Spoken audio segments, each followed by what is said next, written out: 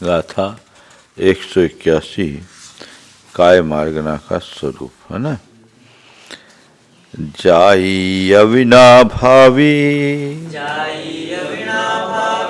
जाई अवना भावी, तस्थावर उदय जो आचार भक्ति नहीं हुई। अथ प्राणी पौराणिक स्वाध्याय के हम आचार भक्ति श्रुत जलधि पारिगे भय सपरमद विभावना पटमति भय सुचरितपो निधिभ्यो नमो गुरुभ्यो गुण गुरुभ्य 36 गुण समज्ञे पंच विहाचार्य करन संदर से शिष्यानुज्ञा कुशले धम्मारिये सदा बंदे गुरु भक्ति संयमे ने तरंति संसार साये रम घोरम छिन्नते अठकमम ये नित्यं व्रतमंत होम निर्ताधानाग्निहोत्राकुला सत्कर्माविरता सपोधन धना साधु क्रिया साधव शील प्रावरणा गुण प्रहरणा चंदार गते ज्योतिका मोक्षद्वार कपाट पाटन वटा प्रीणंत माम साधु गुरुवापान्तरोनितम ज्ञान दर्शन नायिका चारितानो गंभीरा मोक्ष मार्गोपदेश का इच्छाम तैर्वृत्ति कास्तु सालचो समनान समदन संसम चरितानम मंजुआचारणम आर्यानम आराधस्नानवदेशानु अध्यानम तिरनगुण पालनानम सौसानम संचकालम चेम पुजिम दाम सामी दुखों को मुखो बोलासनम सामनम जिनगुण संपत्ति हो मध्यम सिद्धम शुद्धम परमे जिनेन्द्रवर्णेमि चंदमखलंकम गुणरैन भूषुनुदयम जीवस्य परुवनम बोच्छम जाई अविना भावी तस्थावर उदय जो हवे कावो सो जिन्मदम्य भनियो पूर्वी कायादि छभ्येयो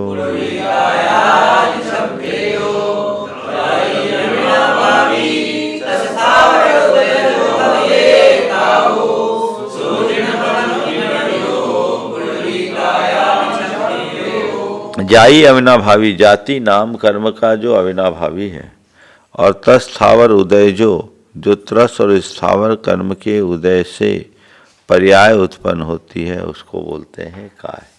तो जाति नाम कर्म और तस के अविनाभावी त्रस और स्थावर नाम कर्म के उदय से युक्त जो पर्याय है उसका नाम जिनमत में कावो भनियो सो जिनमदम्मी कावो भनियो जो कैसा है पृथ्वी कायादि छब्बे हो पृथ्वी कायादि की अपेक्षा से 6 प्रकार का। ठीक है। पृथ्वी आऊ तेवु बाऊ कमोदेन तथेव नीवन्न चौक जुदो तानम देहो हवे नीमा।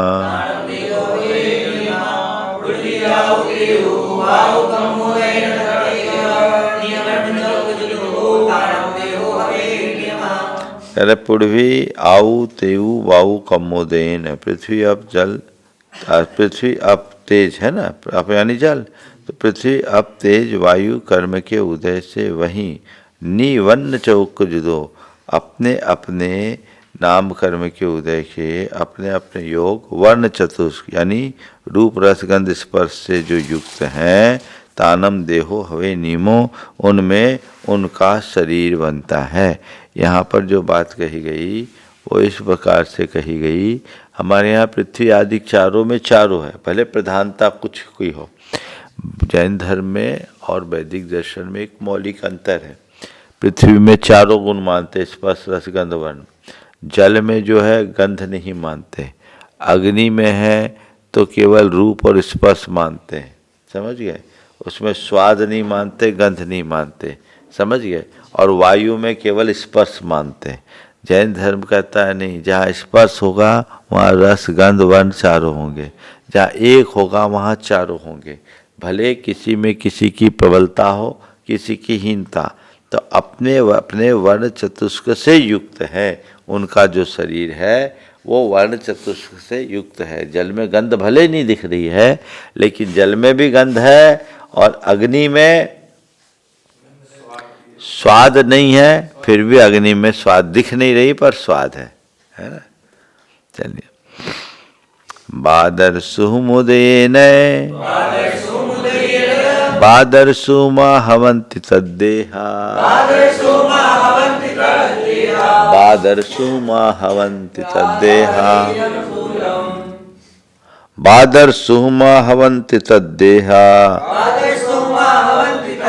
बाद शरीरम थूलम अगाध देहम हवे सुहुमम।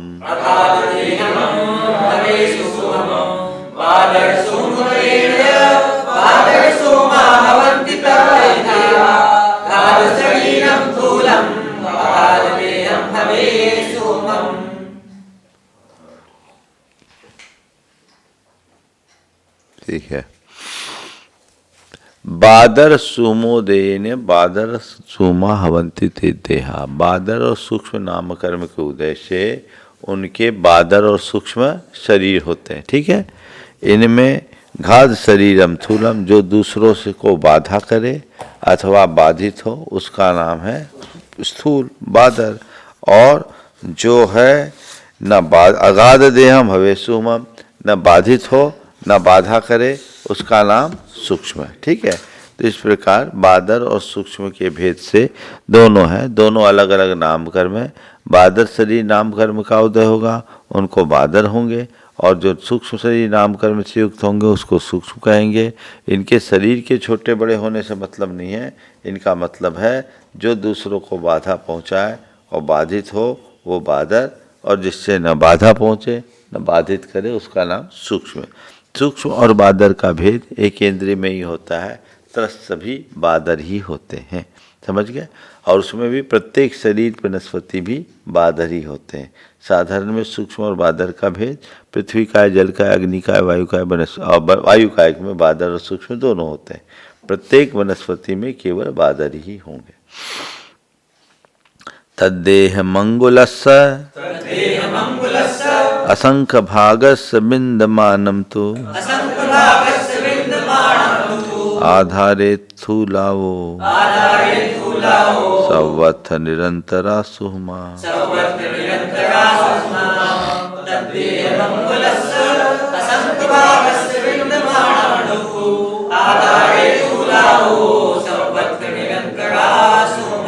तद्देह अंगलम तद्देहम अंगुलस असंख्य भानस बिंदमानम। इनके शरीर का बिंदमान यानी प्रमाण कितना है? अंगुल के संख्यात्मक, चाहे बादर हो अथवा सूक्ष्म। और थूलाओ बादर जो है वो आधार सहित होते हैं, जहाँ आधार वहीं रहते हैं। और निरंतरा सुहुमा सवत्थ, सुहुमा सवत्थ निरंतर, सूक्ष्म जीव संपूर्ण लोक में निरंतर रहते हैं, वहाँ उनकी कोई रोक टोक नहीं है, कहीं भी जा सकते हैं। ठीक है ना। हाँ। उदये दुवनपदिकम्मस्य जीवा बनपदी होंती। उदये दुवनपदिकम्मस् यजीवा बनपदी होंती। पत्तेयम सामन्नम पडिठिदित्रेति पत्तेयम।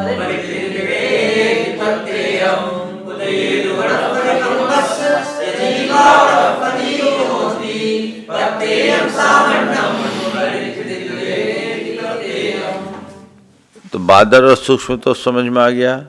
जो दूसरों से बाधित हो बाधा करे वो बादर, जो न बाधित हो न बाधा करे उसका नाम सूक्ष्म।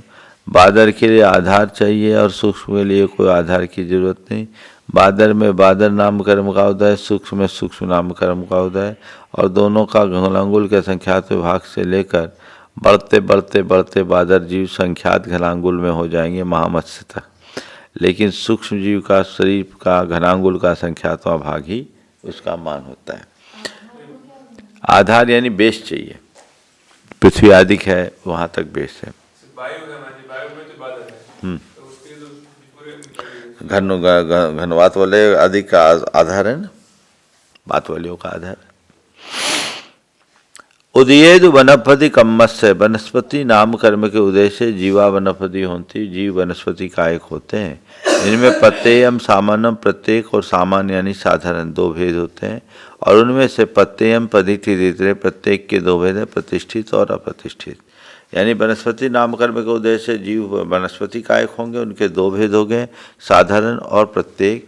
साधारण यानी निगोद जीव, समझ गए। पर साधारण के नित्य निगोद और इतर निगोद होंगे, वो सूक्ष्म और बादर के भेद से हो जाएंगे। और प्रत्येक के दो भेद होंगे, प्रतिष्ठित और अप्रतिष्ठित। जिसके आश्रय से निगोदिया जीव रहे उसका नाम प्रतिष्ठित है, और जिसके आश्रय से निगोदिया जीव न रहे उसका नाम साधारण किसको कहेंगे, निगोद किसको, प्रत्येक किसको कहेंगे। जिसमें एक शरीर के अनंत जीव स्वामी है उसका नाम साधारण है, और जिसमें एक शरीर का स्वामी एक जीव हो उसका नाम प्रत्येक है। साधारण आहारो साधारण आन पान हो, साधारण जीवानम साधारण लक्षणम भनियम भनियम। आगे आएगा। अब देखिए, इस प्रकार वनस्पति के दो भेद हो गए, साधारण और प्रत्येक। अब आगे की गाथा में इनके और भेदों का वर्णन करते हैं। मूलग्ग पोर बीजा कंदाता खंड बीज बीजरुहा समुच्छिमाय भनिया पत्ते अनंत कायाय।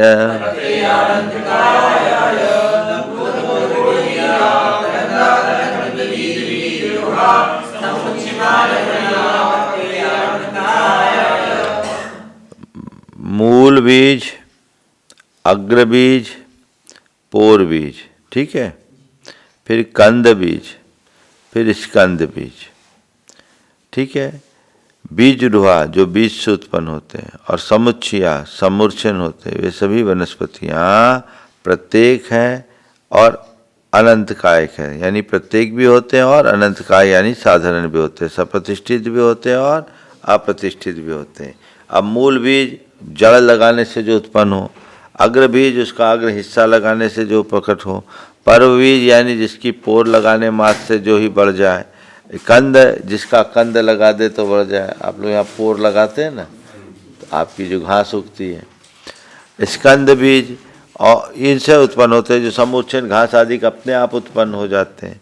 ये सभी वनस्पतियाँ प्रत्येक भी है और अनंत काय भी है। प्राय लोग इनको अनंत कायक मानते हैं, गलत है। पुण्य तो गन्ना को अनंत कायक मानना होगा, गन्ना अनंत काय नहीं है, ये साधारण भी है और प्रत्येक भी है।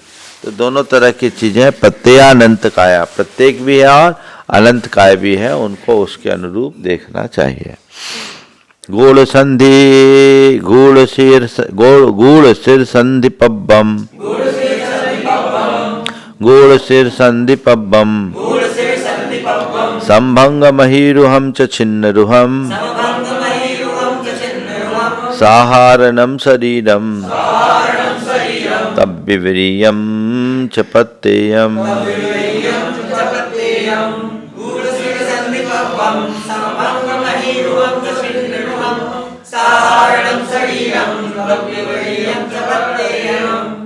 अब साधारण शरीर के और प्रत्येक सप्रतिष्ठित प्रत्येक और अप्रतिष्ठित प्रत्येक वनस्पति के पहचान के चिन्ह। साधारण तो नहीं, किसकी बात कर रहे हैं?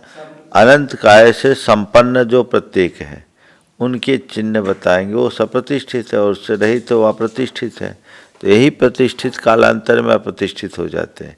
गूढ़ सिर संधि पब्बम, जिनकी सिराएं गूढ़ हो, यानी जिनके रेशे न दिखे, जिनकी संधि न दिखे, रेखा बंध न दिखे, पर्व और गांठ न दिखे, ठीक है। समभंग जो तोड़ने में संग भंग हो जाए, बराबर हो जाए, और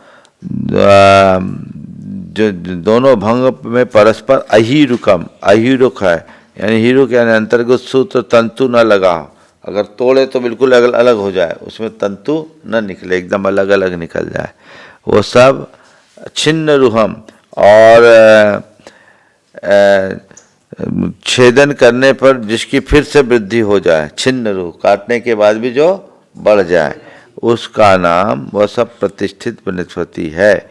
और तब विपरीयम च पत्तेयम, इससे विपरीत जो है वो सब अप्रतिष्ठित प्रत्येक है। जैसे क्षुद्र फल इसलिए नहीं खाते, छोटे छोटे भिंडी वगैरह होती है ना, जो भी से तोड़ते एकदम छोटा नहीं लेना चाहिए।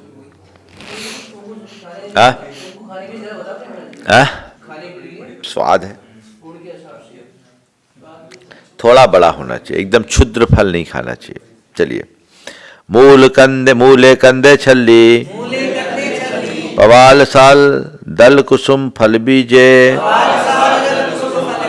संभंगे सदिनंता, असमे सदि होंति पत्तेया।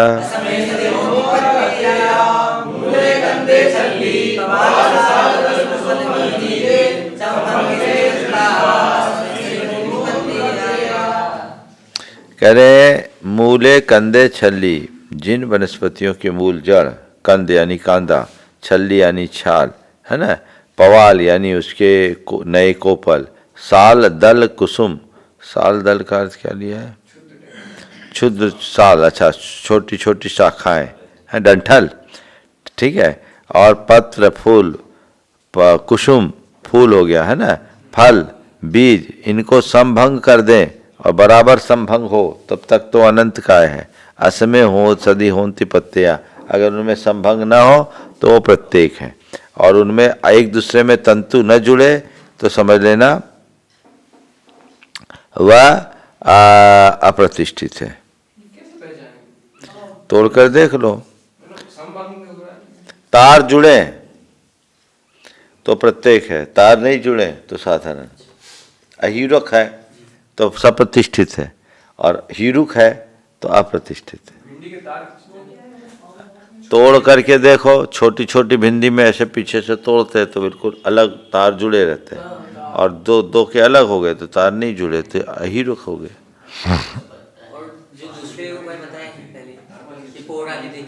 हाँ हाँ, पोर उभरे हुए दिखते हैं, रेखाएं उभरे हुए दिखती है, ये सब चीजें देखना चाहिए। एकदम छोटी जो होती है उसमें कुछ रेशे वगैरह कुछ नहीं दिखते, तो वो अलग। अपने यहाँ जो खाते हैं वो सब अप्रतिष्ठित ही खाते हैं जो प्रयोग में आते हैं। छोटा फल नहीं खाना चाहिए। हाँ, उसके बढ़ने की संभावना को आपने रोक दिया। हाँ, कंदस्व मूलस्व शालाखंदस्व विबहुलतरी, छल्ली सानंत जिया, पत्ते जिया तनु कदरी।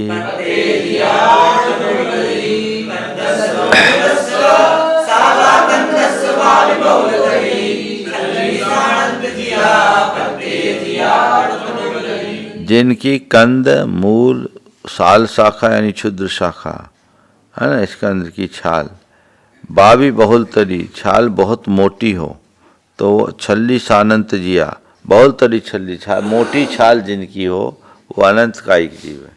और तनु कदरी, जिसकी छाल एकदम पतली हो वो क्या है? अप्रतिष्ठित। छाल लाते हैं, हाँ छाल, अब छाल उपयोग में लेते हैं। हाँ, कंद के छिलका, अनानास जैसे अनानास मोटी है तो उसको प्रतिष्ठित नहीं है, अप्रतिष्ठित है।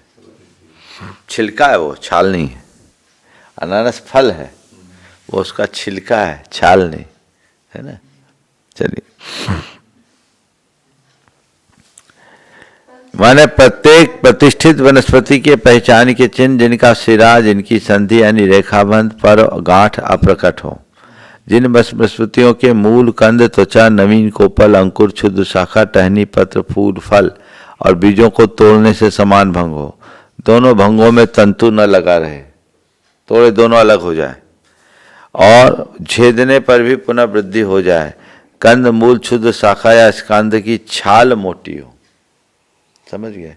तो मूल, क्षुद्र शाखा, कंद, इनकी छाल मोटी छाल हो, तो मोटी छाल वाली चीज अपने यहाँ वापरने में आती है। हाँ, वो फल है, मुनगा, मुनगा ना फल है वो, उसका छाल कहाँ है? उसका पतला छाल है वो, उसको कोई दिक्कत नहीं, वो अप्रतिष्ठित है। बीजे जोनी भीदे भेदे भूदे, बीजे जोनी भूदे, जीवो चंकम दिशो व अन्नो वा,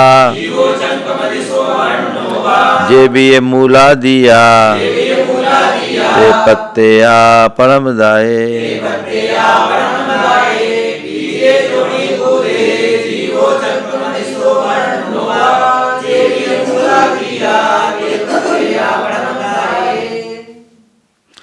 कह रहे बीजे योनि भूते, जो योनिभूत बीज है, ठीक है। जीवो चंकम दिशो अन्नोवा, तो जो भी मूल आदि वनस्पतियों के लिए मूल बीज अगर बीज आदि है ना, तो उनकी उत्पत्ति में जब योनिभूत जिनकी निमित्त से जीव उत्पन्न हो, शरीर बढ़े, तो उसमें काल में कालांतर में आकर वही जीव उसमें उत्पन्न होता है, अन्य जीव भी उत्पन्न हो सकता है, दोनों हो सकता है। तो क्या हुआ, मूल आदि के वनस्पतियों की उत्पत्ति का आधारभूत पुद्गल स्कंद योनिभूत है ना, जिसमें जीव की उत्पत्ति की शक्ति उसको बोलते योनिभूत। तो उसमें जल या काल आदि का निमित्त से वही जीव अथवा अन्य जीव भी आकर उत्पन्न हो सकता है। वो जीव मर गया था, दोबारा आके उत्पन्न हो गया। जो मूलादि प्रतिष्ठित वनस्पतियां हैं वे भी परमदाय उत्पत्ति के समय में अंतर्मुहूर्त तक अप्रतिष्ठित ही रहती है, बाद में प्रतिष्ठित होती है जब अन्य जीव उसमें आ जाते हैं, ठीक है। साहारणोदयेन निगोद शरीरा हवंति सामन्ना ते पुन दुविहा जीवा बादर सोमात विन्नेया।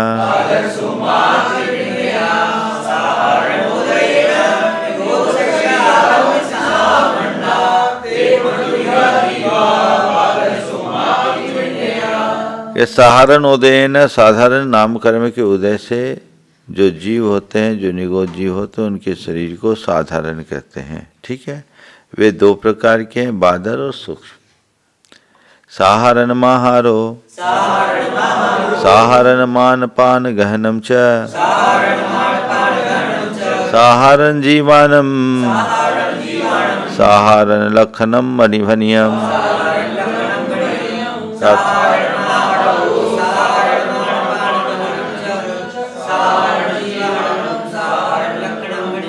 जिनका आहार साधारण है, जिनका श्वास प्रश्वास ग्रहण करना साधारण है, और साधारण जीवों का यही साधारण लक्षण है। जो एक के आहार लेने से सब आहार हो जाए, एक के श्वास लेने से सबका श्वास हो जाए, एक जन्मे तो अनंत जन्मे और एक मरे तो अनंत मरे, ये साधारण है। अगली गाथा, जत्थे कमरई जीवो तत्तु मरणम हवे अनंतानम वक्कमई जत्थ एको वक्कमनम तत्थनंतानम।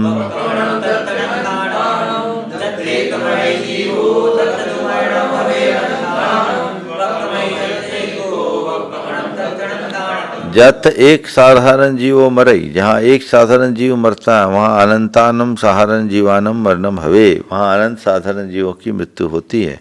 वक्रमयी, वक्रमयी यानी वक्रमयी, जहाँ एक जत एक को, जहाँ एक उत्पन्न होता है वहाँ तत् अनंतानम साधारण जीवानम उपक्रमणम भवति, अनंत साधारण जीवों का उपक्रमण होता है। पहले उन्होंने कह दिया कि पहले तो अप्रतिष्ठित होती है निगोद भी, अब यहाँ कहेंगे सबका एक साथ जन्म होगा, एक साथ मरण होगा। क्या ये साधारण की बात कर रहे हैं? अप्रतिष्ठित और सप्रतिष्ठित प्रत्येक की बात है कि साधारण की? फिर कहाँ खो गए? निगोद, निगोद, नियताम, गो गाम क्षेत्रम पृथ्वीम ददाति इति निगोद है। जो नियत अनंत जीवों को एक ही क्षेत्र दे उसका नाम निगोद है। तो ये निगोद शब्द है, इसके मुख्य रूप से साधारण वनस्पति के दो भेद हुए निगोद, जो बादर और सूक्ष्म हुए। बादर जो बाधित हो और बाधा करे, सूक्ष्म जो बाधित न हो बाधा न करे।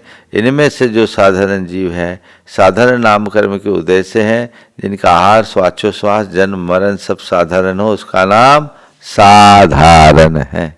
ठीक है, अब चलिए आगे। एक साथ जन्म मरण तीन लोग मिलेंगे सबका नहीं, अनंत अनंत जहां भी जाएंगे अनंत अनंत है। तो जो भी पुंज होगा एक साथ अनंत है, उस शरीर में अनंत है, उन शरीरों के अनंत एक साथ जन्मेंगे अनंत मरेंगे। ये कितनी गाथा हो गई आज? कहाँ से चालू किया था? और ले लूं? खंदा संख लोगा अंडर आवास पुल विदेहा भी हेठिल जोनी गावो असंख्य लोगेन गुनित कमा।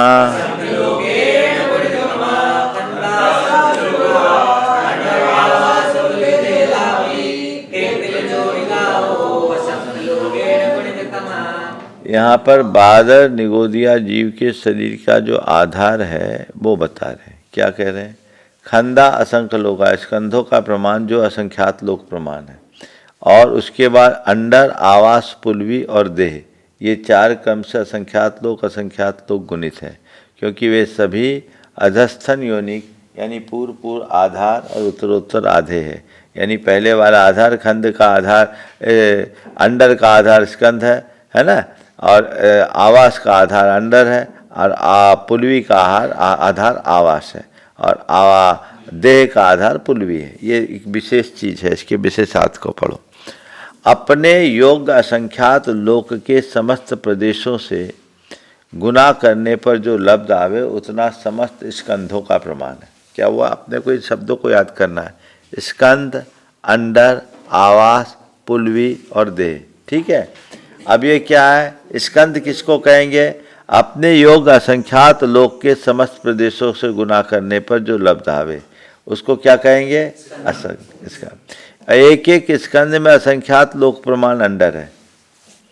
क्या है? एक स्कंद में अंडर कितने हैं? असंख्यात लोक प्रमाण।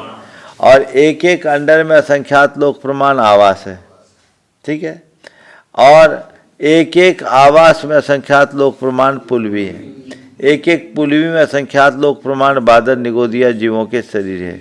इसलिए जब एक स्कंध में असंख्यात लोक प्रमाण अंडर है तो समस्त स्कंधों में कितने अंडर होंगे?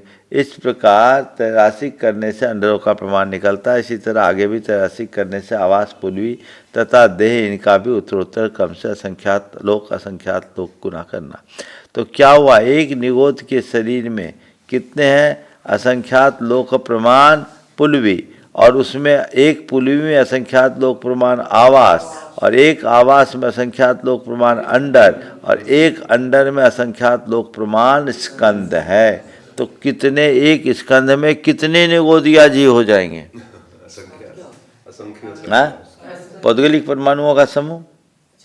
हाँ, तो एक छोटा सा जो स्कंद है, 2 परमाणु वाला नहीं, अनंत परमाणु वाला, उससे निगोदिया जीव कितने अधिक हो गए? अंडर, आवास, पुलवी और देह। ठीक है। आगे देखो, आगे देखो। कौशल सागेद तक घराइबा खंडधरम आवासा, खंडधर आवासा पुलवी शरीरानि दित्थन था।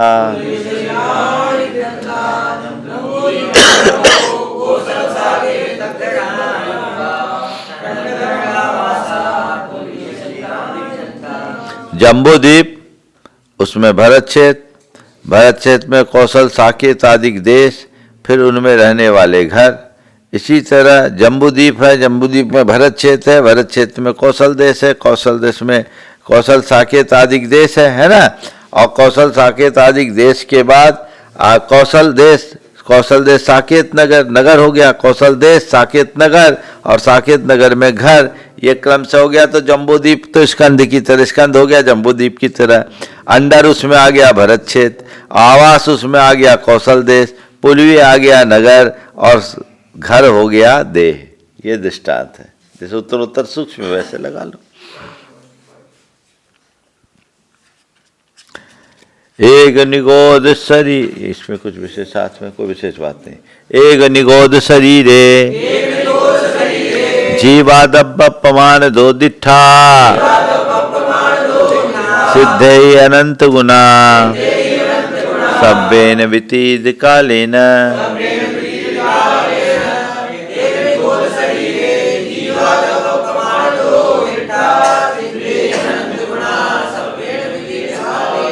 एक निगोदिया जीव के शरीर में द्रव्य प्रमाण से जीव कितने हैं? जितने भी अतीत काल के सिद्ध हुए हैं उनसे अनंत गुण है। एक निगोद में इतने जीव हैं, जितने सिद्ध हो चुके हैं उससे अनंत गुण है। गाथा याद कर लेना। ठीक है। अति अनंता जीवा जेहि न पत्तो तसा न परिणामो भाव कलंक सुपौरा निगोदवासम न मुच्यन्ते।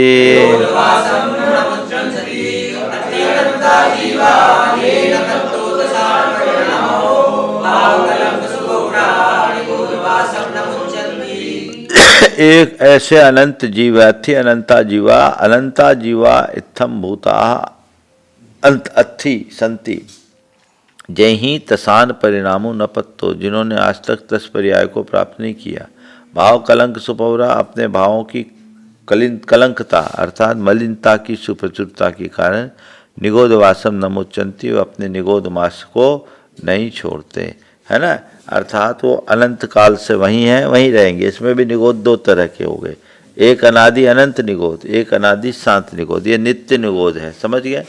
तो निगोद के 2 भेद है, एक नित्य निगोद, दूसरे चतुर्गति निगोद। जिसने कभी 10 पर्याय को प्राप्त नहीं किया उसको कहेंगे कर लिया, उसको बोलेंगे चतुर्गति निगोद। और जिसने अभी तक कभी भी 10 पर्याय को प्राप्त नहीं कर पाया और जो भविष्य में कभी भी 10 पर्याय को नहीं पाएगा उसको बोलते हैं नित्य निगोद। नित्य शब्द के दोनों ही अर्थ, एक अनादि और दूसरा अनादि अनंत। एक अनादि से निगोद में है, अनंत काल तक निगोद में रहेगा, वो अनादि अनंत। और दूसरा वो जो अभी तक निगोद को छोड़कर और दूसरी पर्याय को प्राप्त नहीं किया पर भविष्य में कभी प्राप्त कर सकता है।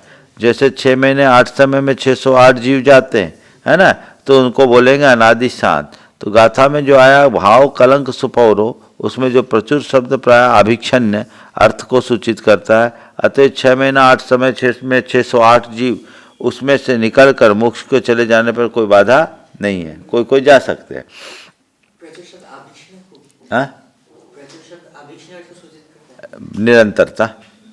निरंतरता भाव में प्रचुरता है, लेकिन कभी कभी छूट भी सकता है, तभी तो वहां से मनुष्य होंगे। हाँ, इस तरह स्थावर काय के 5 भेदों का वर्णन समाप्त होने पर अब त्रस काय का वर्णन आगे की 2 गाथाओं में करते। ले कौन 2 तरह के निगोद। देखो निगोद को समझो, पूरा निगोद को एक बार ब्रीफ करो। निगोद किसको बोलते हैं? साधारण जीव में ही निगोद है, ठीक है। साधारण जीव किसको कहते हैं? जिनका एक शरीर में अनेक जीव स्वामी हो। ये साधारण, जिनका आहार साधारण, श्वास प्रश्वास साधारण, जन्म साधारण, मरण साधारण, वो साधारण। ये साधारण सूक्ष्म और बादर के भेद से 2 प्रकार के होते हैं। इनमें इन्हीं को हम निगोद कहते हैं, ठीक है। ये साधारण निगोद जीव 2 प्रकार के होते हैं, एक नित्य निगोद, दूसरे इतर निगोद। जो अनादि काल से निगोद, नित्य निगोद भी 2 प्रकार के, एक अनादि अनंत और एक अनादि शांत। अनादि अनंत निगोद जीव जिन्होंने आज तक निगोद पर्याय को छोड़कर अन्य पर्याय न प्राप्त की है न करेंगे। लेकिन अनादि शांत वे जीव जो आज तक व्यवहार राशि में नहीं आए पर कभी आ सकते हैं। 6 महीने 8 समय में 608 जीव निगोद राशि से निकलकर व्यवहार राशि में आते हैं और 6 महीने 8 समय में ही 608 जीव मोक्ष जाते हैं, इसलिए संसार का बैलेंस बना रहता है। तो ये निगोद की बात हो गई। तो इतर निगोद हम सामान्य रूप से उनको बोलते हैं जो निगोद से अन्य पर्याय को प्राप्त कर लिए और वापस निगोद में गए, वो इतर निगोद है। और जो अभी तक निगोद को छोड़कर अन्य पर्याय को प्राप्त नहीं किए उनको बोलते नित्य निगोद। उनमें 2 हो गए, न किए न करेंगे वो अनादि अनंत निगोद, और जो किए हैं अभी तक नहीं किए पर कर सकते हैं वो कहेंगे अनादि शांत निगोद। भरत चक्रवर्ती के वर्धन कुमार आदि 923 पुत्र निगोद से ही निकल करके आए थे। तो बादर निगोद से निकला हुआ जीव मोक्ष जा सकता है और सूक्ष्म निगोद से निकला हुआ जीव पंचम गुण स्थान तक आ सकता है। त्रस्का है 16 बार जन्म मरण होता है। हाँ, निगोद का 16 बार जन्म मरण होता है, सूक्ष्म में 16 बार कहाँ गया? एक श्वास में 8-10 बार, 18 बार, एक श्वास में 18 बार, 66,336। ये सूक्ष्म निगोद। उसमें सभी एक से हाँ, दुर्लेशा अपने अपने योग्य परिणाम। विहित ही चदु ही पंच ही सैयाजे इंद्रिये ही लोहम लोयम में तेतस्काया जीवा निया नेया वीरो वदेशेन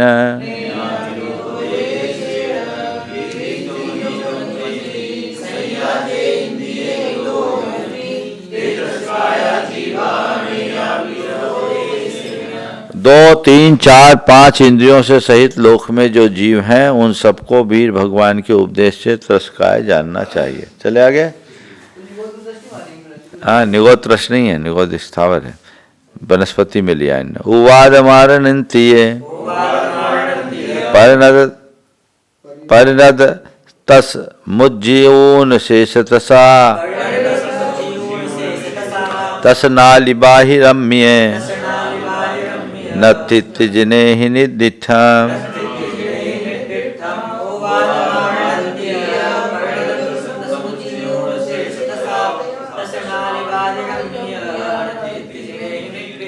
त्रसजीव कहाँ रहते हैं? तृष्णाली में रहते हैं। तृष्णाली कहाँ है? लोक के ठीक मध्य में, एक राजू चौड़ी, एक राजू मोटी, 13 राजू ऊंची, इसको बोलते हैं तृष्णाली। जहाँ तक रहे उसको नाम तृष्णाली है। ठीक है, तो त्रसजीव उपवाद और मानांतिक परिणत समुद्र को जीवों को छोड़कर समुज्जीवन वर्जित्वा, उपवाद को और मानांतिक समुद्घात वाले जीवों को छोड़कर जितने भी तृष हैं वे तृष्णाली के बाहर अम्मीनथी, तृष्णाली के बाहर नहीं पाए जाते, ऐसा जिन्हें ही निर्दिष्टम, जिन्हें भगवान ने कहा है। क्यों? उपवाद क्या है? अब कोई एक इंद्रिय जीव मर करके त्रसों में उत्पन्न हो रहा है, तो जैसे वो एक इंद्रिय से मरा, त्रस पर्याय में उत्पन्न हुआ, उसको त्रस नाम कर्म का उदय हो गया कि नहीं? तो लोकनाली से बाहर त्रस हो गया कि नहीं? और कोई त्रस जीव यहाँ से एक इंद्रियों में मानांतिक समुद्घात कर रहा है तृष्णाली से बाहर, तो जिस समय उसका समुद्घात चल रहा है उसके त्रस नाम कर्म का उदय है कि नहीं? तो त्रस जीव बाहर गया कि नहीं गया? तो बस मानांतिक उपाद और मानांतिक पद को छोड़कर शेष पदों में, शेष स्थितियों में त्रस जीव की लोकनाली या तृष्णाली से बाहर कोई व्यवस्था नहीं है। इतना ही रखिए।